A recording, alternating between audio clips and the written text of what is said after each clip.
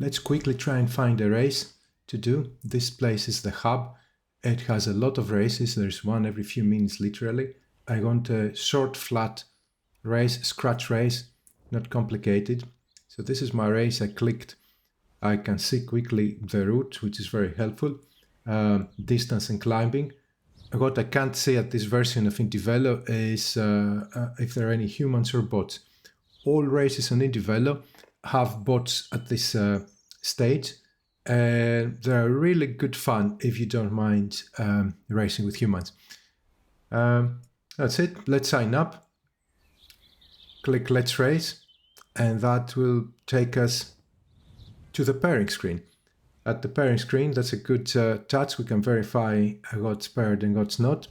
And I was very pleasantly surprised. This is a very rational pairing screen. Very easy to see what you have. No, nothing unexpected. I will wait for my device. I was waking up my devices now. It found my power meter, which is going to be using as a dual power measuring by default. Found my smart trainer, and also cadence sensor was my power meter. I don't wear a heart rate monitor for this race, so it didn't find any of that.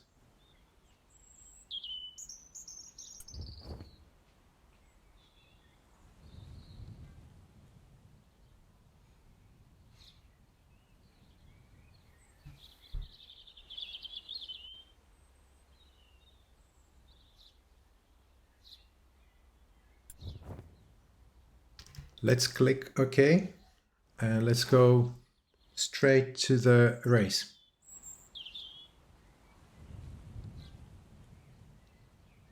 indieVelo at this stage has only one world. It's an island with a lot of different routes and combinations. It's very much like Zwift. You can choose to turn left or right in various junctions, and many different courses are created by combination of how you navigate. Some other things that I found very quickly is that you have a very good control over your resistance from your trainer, and you even have virtual gears, which are now available in Zwift, but there's an implementation of those on indieVelo for every trainer, actually. An interesting feature of indieVelo is that it counts your energy and counts your pedaling while you're stopped at the warmup. It uploads it all on your Strava activity. Now, some people like it, some people don't. The good thing is that if you spend 15 minutes warming up, you don't have to choose some ride. You can actually sit there on the bench, chat with your friends, and you can be certain that the energy you burned and the TSS you accumulated are just going to be uploaded. The trick it does is that it creates a new lap that starts from the beginning and the end of the race, so you can easily filter out the non-racing part. It's, as you see here, I still have 5 minutes for the race start, so let's skip.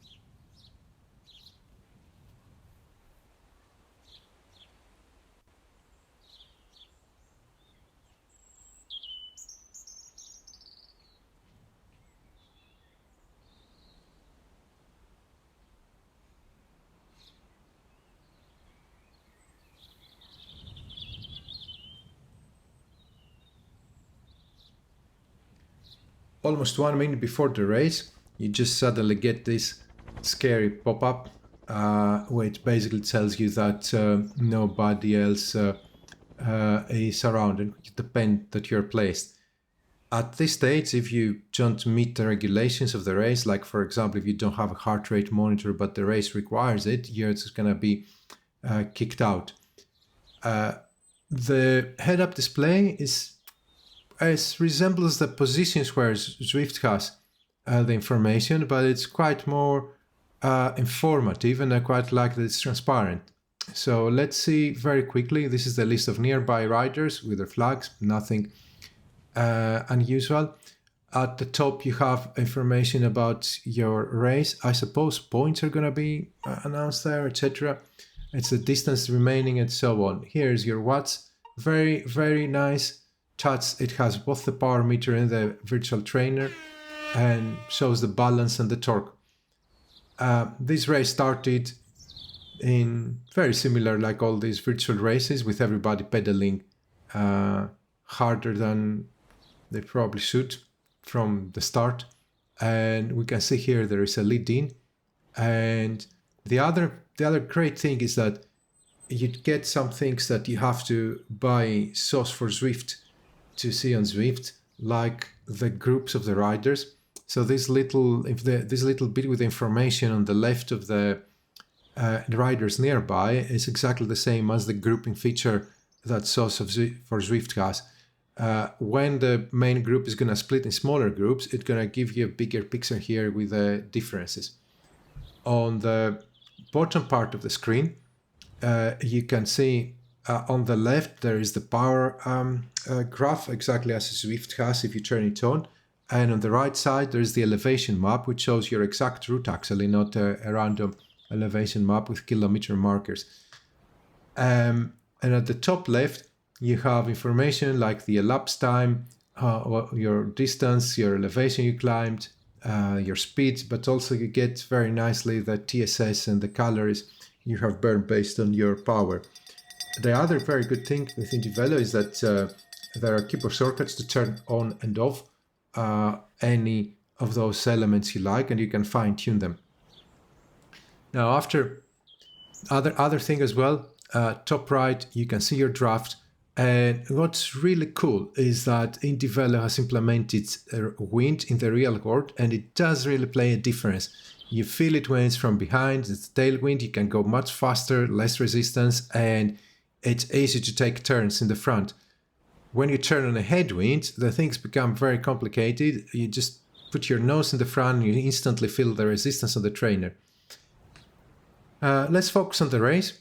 Right now we have a tailwind, and as you can see here, there are 3 groups. There is this guy in the front, which is called Earl Baxter. Then there's group 2, this Jasmine Rocha. Then there's the peloton where I'm in the front of it, a few seconds behind. This information is going to be changing as we're grouping together or the groups are split. Right now, I'm basically doing a mini attack and leading the peloton. So we grouped that gap. There's still the gap to Earl Baxter ahead, but I don't have enough energy here to keep leading. I'm not really sure if this person is a bot. So this is the situation behind. By the way, the shortcuts and the cameras and the camera shortcuts are identical to Zwift. A lot of the operation is identical to Zwift, and you're going to feel exactly at home. The extra thing is that things are a bit more rational, and you have much more control both on the configuration and the UI elements.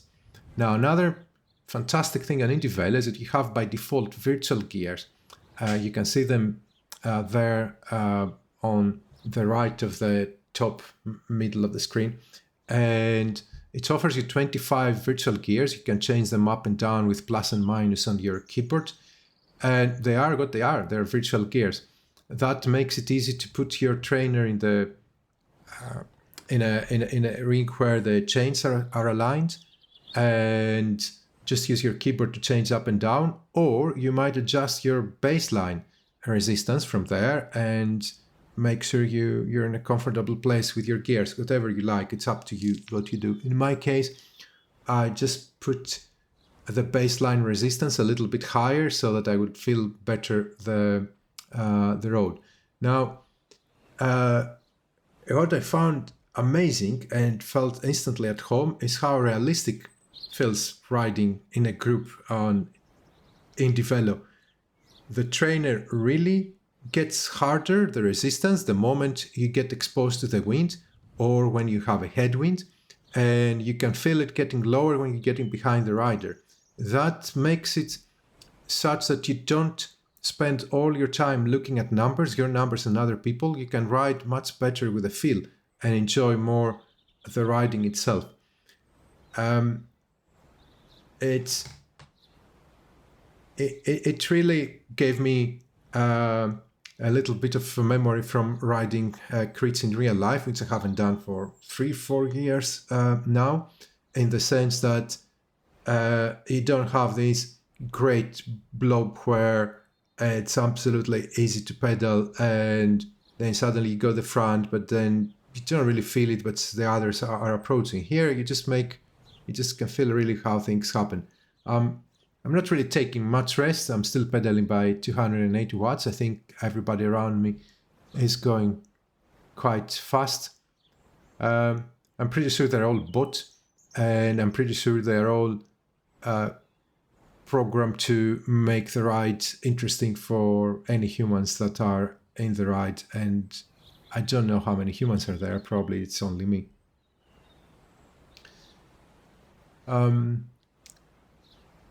I contemplating here whether I should speed it up or let you speed up your YouTube video.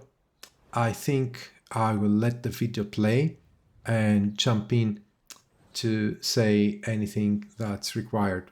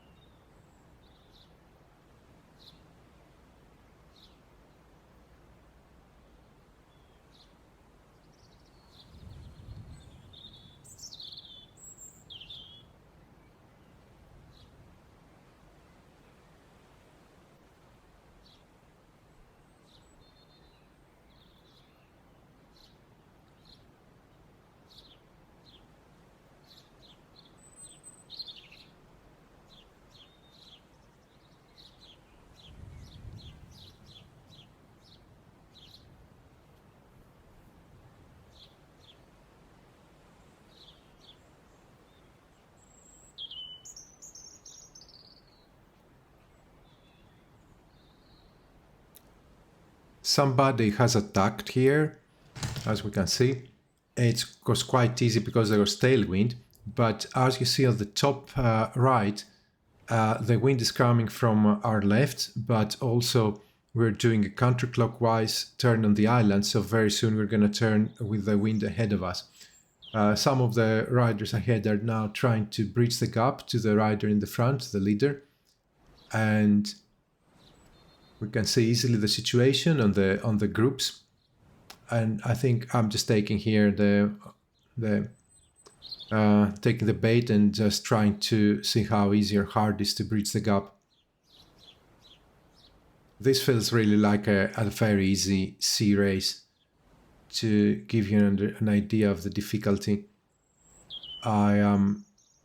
despite what this craft says that I'm on my red, I don't think I spent so much time in red. I'm not really sure what... I haven't configured quite well the zones. So while I'm here, I'm just trying to bridge this gap. Let's take a moment and say that indieVelo allows you not only to set your FTP, but allows you to customize your power zones. Therefore, you would get more accurate these colors, and the workouts are going to be more accurate. So as we see here, everybody is spread on the road as people try to attack. And now we're starting to get the headwind, and it's not particularly pleasant. And I have a suspicion that very soon everyone is going to get brought back.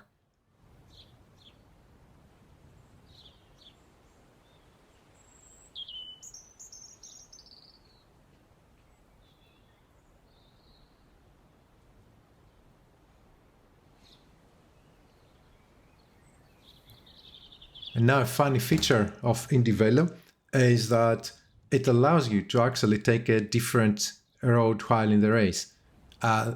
Before you get very alarmed, that's the equivalent of taking, for example, when you have a dual carriageway for the bunch to split, some on the left and some on the right side of the dual carriageway, or decide to take the different side of the roundabout. So here, as you see on the minimap above, the road splits a little bit, but there are the two roads going parallel, and very soon at the end where the roads merge, we're going to see another rider coming from there. Quite realistic, I would say. Don't know who gets an advantage. Probably you need to know better the route in advance, but definitely can give some scenarios there if you want to avoid people drafting you to do an attack. So I wouldn't say it's a bad feature. I just haven't paid much attention to it. As you see now, we're approaching to the merge of the two roads, and there's this guy, Cleo Potts, definitely a bot, is joining us.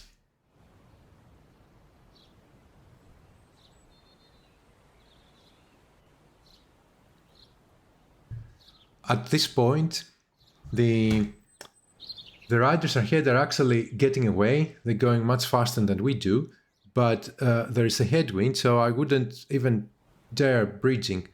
I will stay tucked behind this rider and get as much draft as I can and wait for the peloton, which seems to be just 16 seconds behind, to catch up.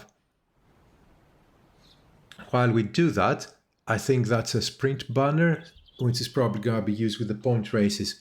The very nice thing about indieVelo is it has built-in very different types of races. Like it has scratch races, it has points races, elimination races, K-ring. It has a velodrome, by the way, this island. Definitely lots of opportunities to have fun. So the peloton caught up. Just before I get dropped in the back, I'll try to tag along.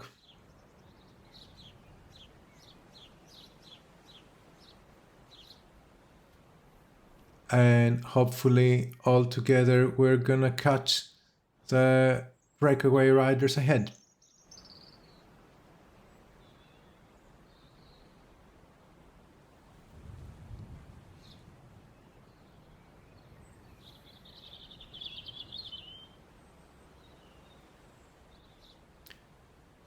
So this race has a lot of exciting elements, has people trying to break away, small breakaways, people try to bridge the gap, feels quite dynamic. Before passing judgment here whether this is because of better physics, I will just stay quiet and say that probably this can be because of the bots rather than real people. I really need to see how these dynamics work when you have races with real people. So one after the other here, they're just trying to bridge the gap, and I think I don't want to be left behind, so I am putting some small accelerations, very small. Still there's a headwind. Still it's very important to stay behind other people here.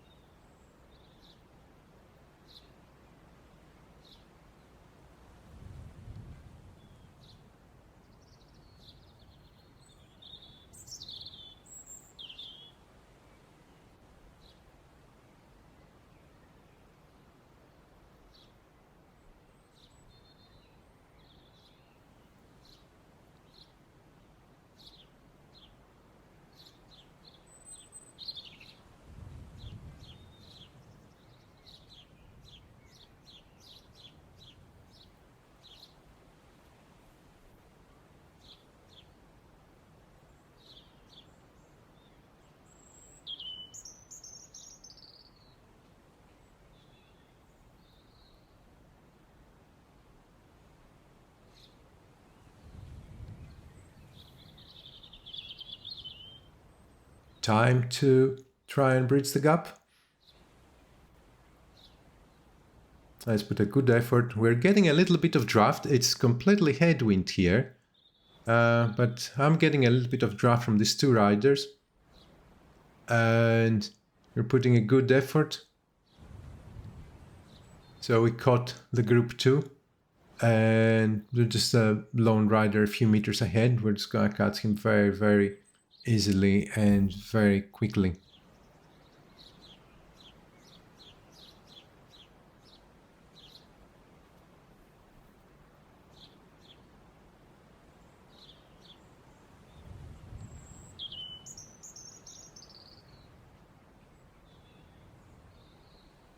Nope, I'm in no mood to go in a breakaway. Going in a breakaway for all this distance means that you really have to pedal hard all this distance. It's not fun.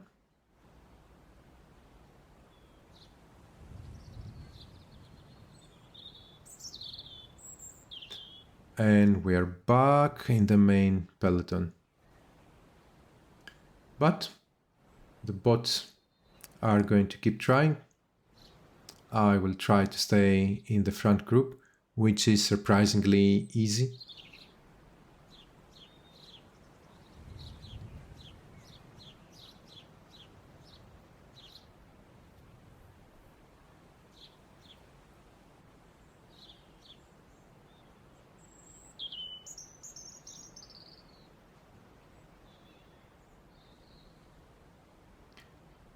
So it looks like the majority of people are in the peloton second group with 38. Sophia plus 38. Now it tries to split, and ahead it's my group. Doesn't say plus 9. It's me plus 9. But we only have 4 or 5 seconds. That's not particularly a lot, and I think we're gonna get caught very easily because none of us tries to pedal particularly hard.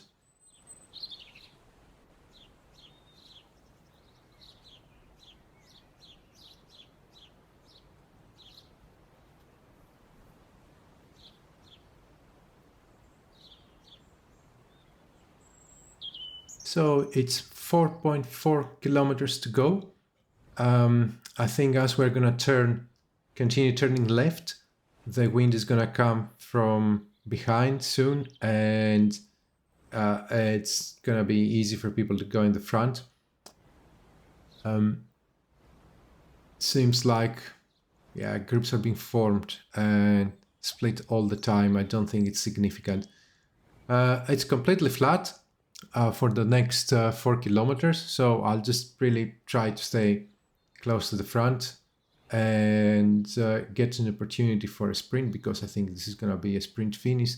Not that I can sprint, I'm still with my arm on the sling, so that's not an option.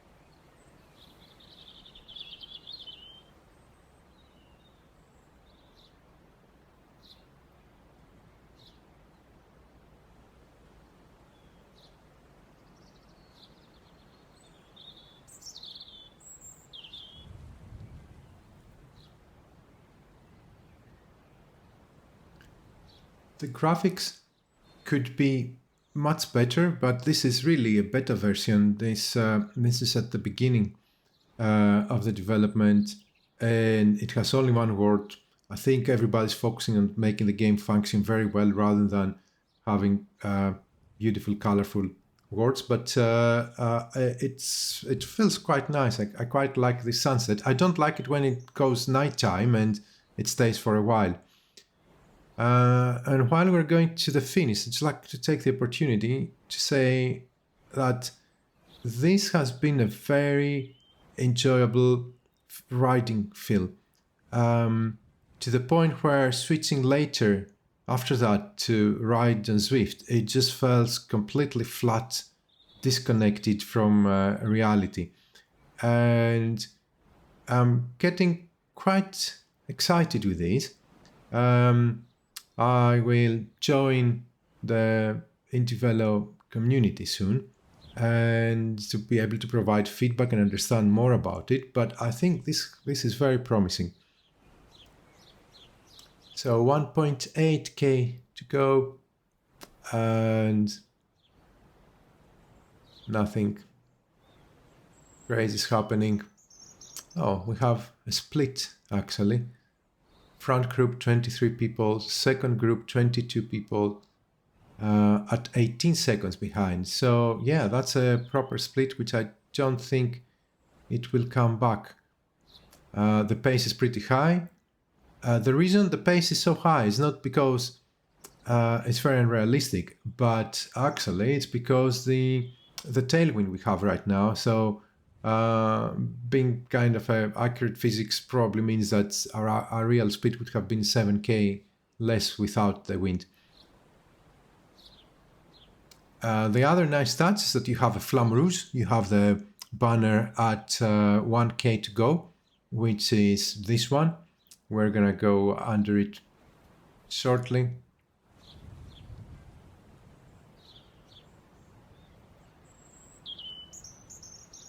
And as I said, I'm not gonna put any real sprints, just accelerate a little bit.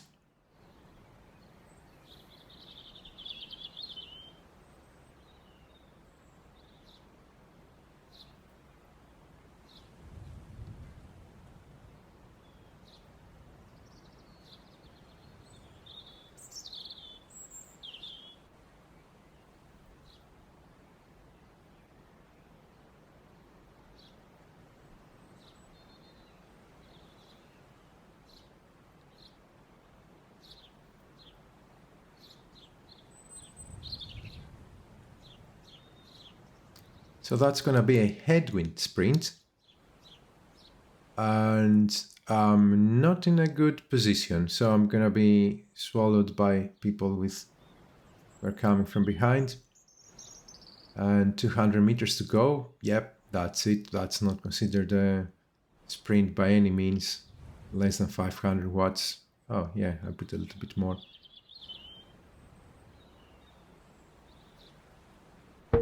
And yep, that's it. Race results on the left hand side very quickly, and summary at which place I am. Also the route complete badge popped up briefly at the top of the screen, and just waiting really to cool down. So first impressions, without spending too much time to understand everything or the system, indieVelo is very intuitive.